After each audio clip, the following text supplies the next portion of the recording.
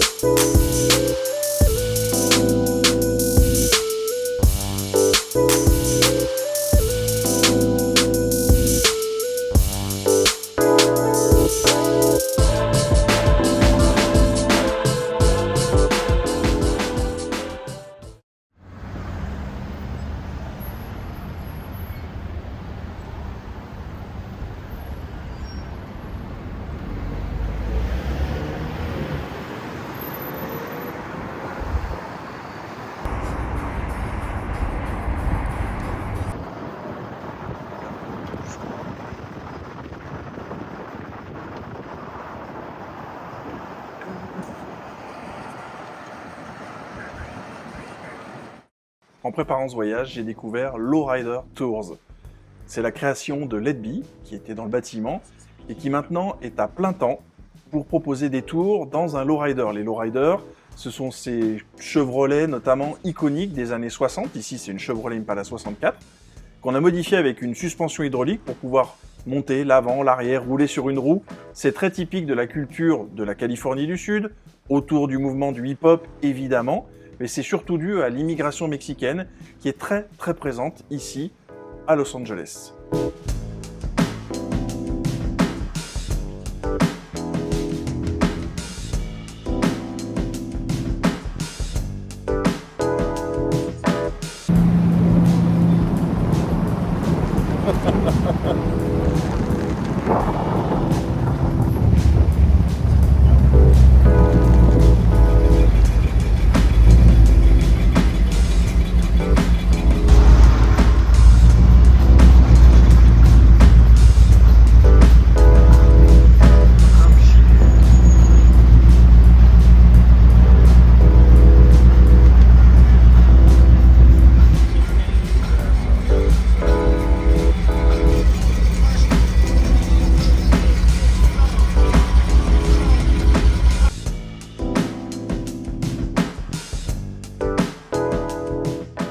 Tous les départs s'effectuent de Beverly Hills, c'est génial parce que ça donne l'occasion de parcourir les rues mythiques de cette ville, de cette partie de Los Angeles qu'on connaît tous, qu'on a vu à la télé. Ensuite, on s'est dirigé vers Koreatown, Downtown LA et encore plein d'autres quartiers, mais je dévoilerai pas tout. Vous pourrez voir dans les images peut-être certaines zones que vous connaissez déjà. C'est ce qui fait la force pour moi de ce tour, c'est que Letby fait découvrir la vie de Los Angeles comme un Angelino. Ce qu'il vit, lui, il nous a raconté des anecdotes sur son quartier, sur sa vie personnelle et sur ce que les Angelinos vivent au quotidien. On a pu lui poser plein de questions.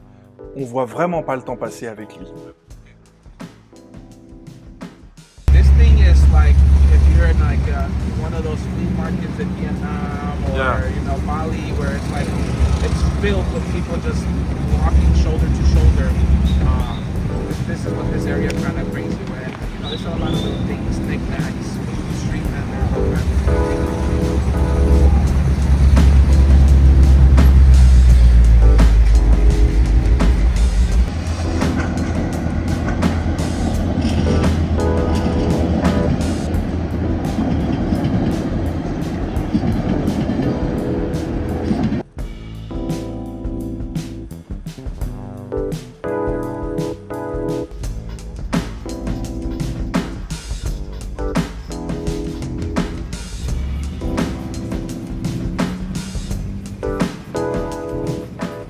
Je ne peux que vous conseiller de participer à un de ces tours. Le budget est vraiment raisonnable, on l'a payé 80 $ par personne. On a passé un super moment, c'était vraiment l'un des meilleurs moments de tout notre voyage à Los Angeles.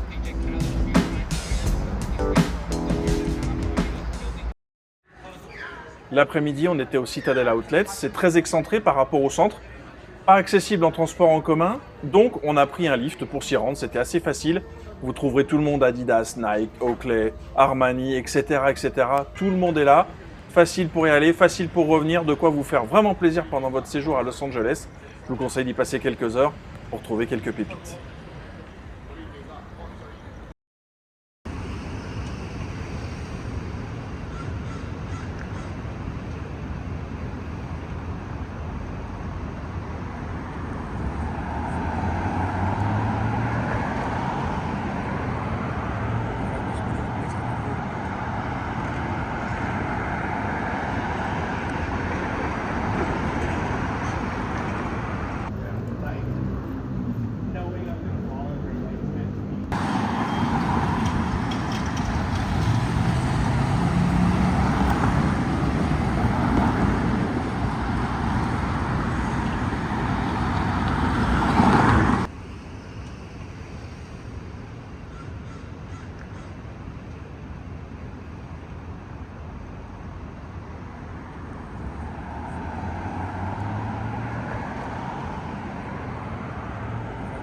Salut à tous, c'est le 4e jour du voyage. Aujourd'hui, on est tout près d'Hollywood Boulevard. On est dans un petit diner qui s'appelle Mel's Drive-In. C'est très calme. Petit déjeuner, on a déjà parcouru un peu les étoiles, on a vu le signe Hollywood. Après une journée vraiment très sympa hier, aujourd'hui on continue, encore un peu de shopping, des découvertes, le Chinese Theater. Et ce soir, le deuxième match entre les Lakers et les Magic d'Orlando. On va voir ce que ça va donner, est-ce que les Lakers vont se réveiller. En tout cas, c'est parti pour cette 4e journée. Et puis demain, on continuera encore en direction de Santa Monica et Venice Beach.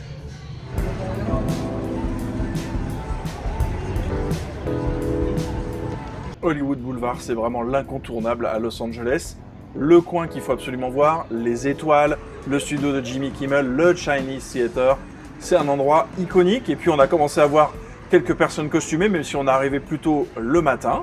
Et puis il y a aussi un énorme centre commercial qui a été construit récemment, dans lequel vous allez pouvoir retrouver quelques shops de sneakers, de quoi manger et une vue imprenable sur les Hollywood Hills, là où on va avoir le Hollywood Sign.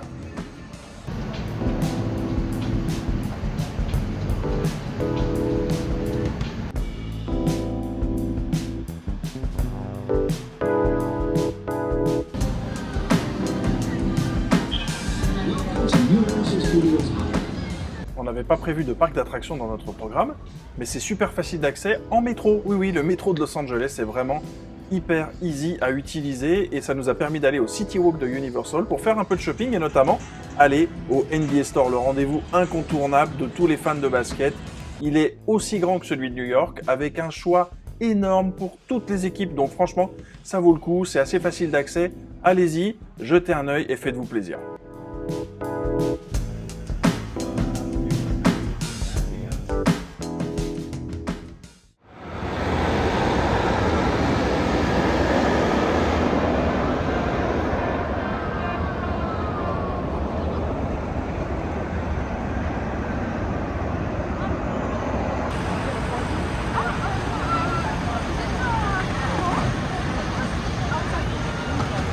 On y est au Staples Center. Ouais, moi je l'appelle toujours comme ça, Crypto.com Arena, pour le deuxième match entre Orlando et les Lakers. Les Lakers qui doivent vraiment se reprendre après une performance qui a été vraiment très décevante de leur part au match de dimanche contre les Boston Celtics. Et vous voyez ce soir, l'ambiance est vraiment festive ici, les lumières, c'est assez impressionnant. On est sur la terrasse qui est à la section 326, il n'y a personne. Il n'y a personne parce que c'est un match de semaine et comparativement au match de dimanche où il y avait beaucoup de monde, y compris des fans de Boston, là pour le coup le match va commencer d'ici je crois un peu moins d'1 heure, 60 minutes maintenant et les gens vont tarder à arriver parce qu'ils bossent, donc le match c'est coup d'envoi 19h30 ici heure locale, donc ça veut dire qu'on va avoir vraiment les gens qui vont arriver au fur et à mesure, peut-être encore un peu pendant le premier quart-temps. En tout cas on en profite pour boire un verre avec modération évidemment. Et puis après, on va rejoindre notre section, la section 323, donc pour ce deuxième match entre Orlando et les Lakers. Et puis en attendant, il y en aura un troisième, vous le savez, je vous en avais parlé, chez les Clippers aussi. Donc ce voyage, il est vraiment extraordinaire. C'est parti pour ce match des Lakers. Évidemment, on est arrivé super tôt pour ce match à Los Angeles pour assister à l'échauffement de LeBron, de Luka, des Magic d'Orlando. Moi, j'aime beaucoup Paolo Banchero. Et on a eu bien sûr tout le show avec le City Edition, à la fois les maillots et aussi le terrain.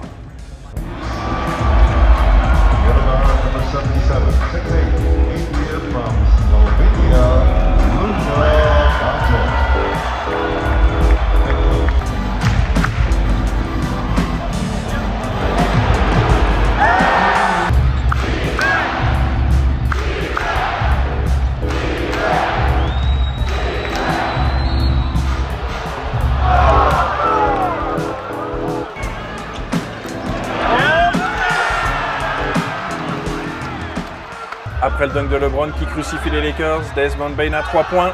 Orlando l'emporte. 2 défaites pour nous au Crypto.com Arena. Dommage.